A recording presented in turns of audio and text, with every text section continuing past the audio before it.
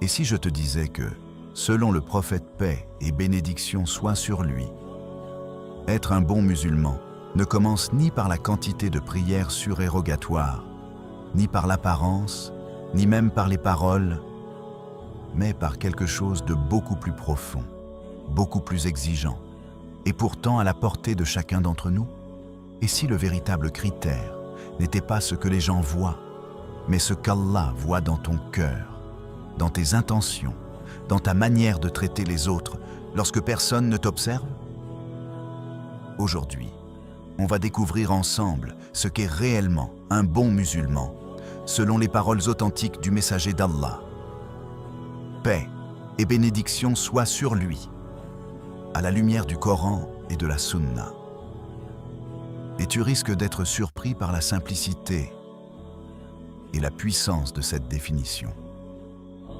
Le prophète paix et bénédiction soit sur lui a dit dans un hadith rapporté par An-Nawawi dans son recueil des 40 hadiths. Les actions ne valent que par leurs intentions. Rapporté par Al-Bukhari et Muslim ibn al-Hajjaj. Tout commence ici. Un bon musulman, selon le prophète paix et bénédiction, soit sur lui. C'est d'abord un cœur sincère. Un cœur qui agit pour Allah seul.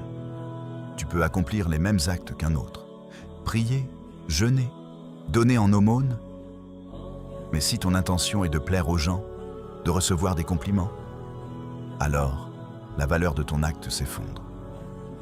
À l'inverse, un acte simple, discret, presque invisible aux yeux du monde, peut peser lourd auprès d'Allah s'il est fait avec sincérité. Dans le Coran, Allah dit « Certes, le plus noble d'entre vous auprès d'Allah est le plus pieux. » Surat Al-Hujurat 49, 13. Cette piété, cette taqwa, n'est pas une posture extérieure. C'est une conscience permanente d'Allah. C'est te retenir de mentir même quand tu pourrais t'en sortir facilement. C'est refuser l'injustice, même si elle t'avantage. C'est choisir l'honnêteté quand personne ne regarde. Le prophète paix et bénédiction, soit sur lui, a également donné une définition saisissante du musulman authentique. Il a dit « Le musulman est celui dont les musulmans sont à l'abri de sa langue et de sa main. » Rapporté par Al-Bukhari et Muslim ibn al-Hajjaj. Réfléchis à cela. Être un bon musulman, ce n'est pas seulement accomplir des rites. C'est être une source de sécurité pour les autres. Ta langue ne blesse pas. Tu ne médis pas. Tu ne diffames pas.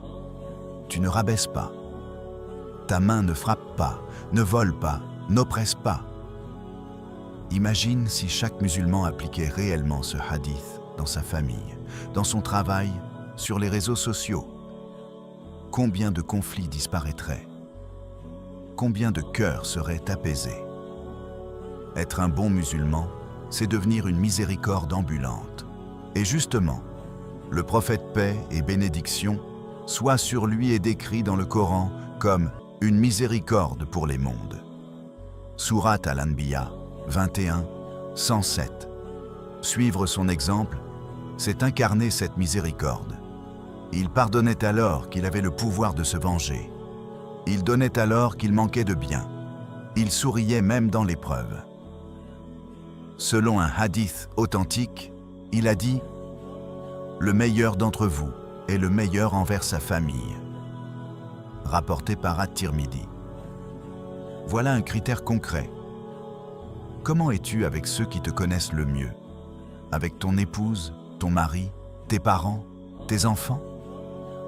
C'est là que se révèle la vérité de ton caractère. Un autre enseignement fondamental se trouve dans cette parole du prophète paix et bénédiction soit sur lui. Aucun d'entre vous ne croit véritablement jusqu'à ce qu'il aime pour son frère ce qu'il aime pour lui-même. Rapporté par Al-Bukhari et Muslim ibn al-Hajjaj. Ici, il lie la foi à l'altruisme. Être un bon musulman, ce n'est pas vivre centré sur soi. C'est ressentir une joie sincère pour la réussite des autres.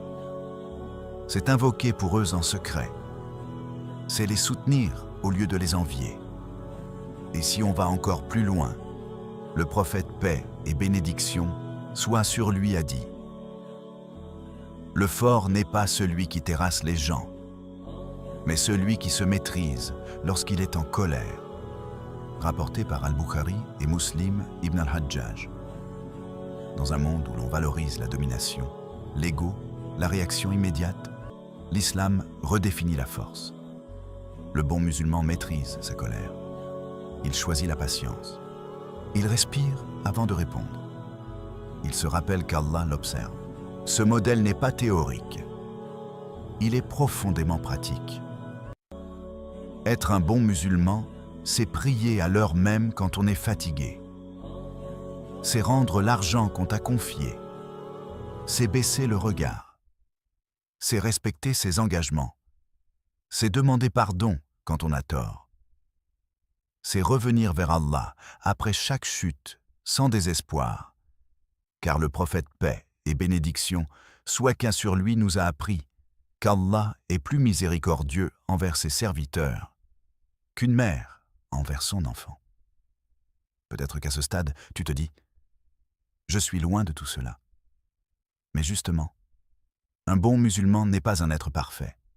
C'est quelqu'un qui lutte, qui tombe et se relève, qui fait du repentir une habitude.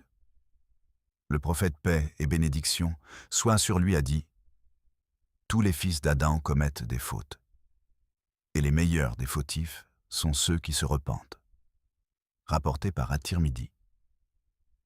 La clé n'est pas l'absence d'erreur, mais le retour sincère vers Allah.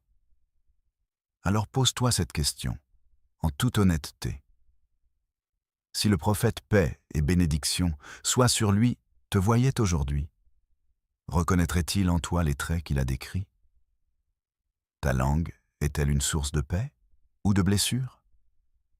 Ton cœur est-il purifié de l'ostentation? Ta foi se traduit-elle dans ton comportement quotidien? Être un bon musulman selon le prophète paix et bénédiction, soit sur lui, c'est un équilibre. Une foi sincère dans le cœur, des actes visibles de piété, un comportement noble envers les gens, une constance dans l'adoration et une humilité permanente face à Allah.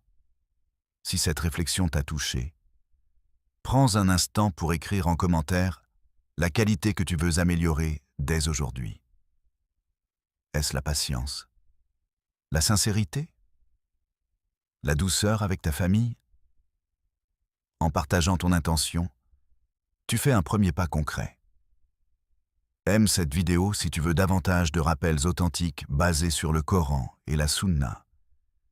Et abonne-toi pour continuer à cheminer vers cette excellence que le prophète paix et bénédiction soit sur lui nous a enseigné. Peut-être que cette décision, prise aujourd'hui, sera celle qui transformera ta relation avec Allah pour toujours.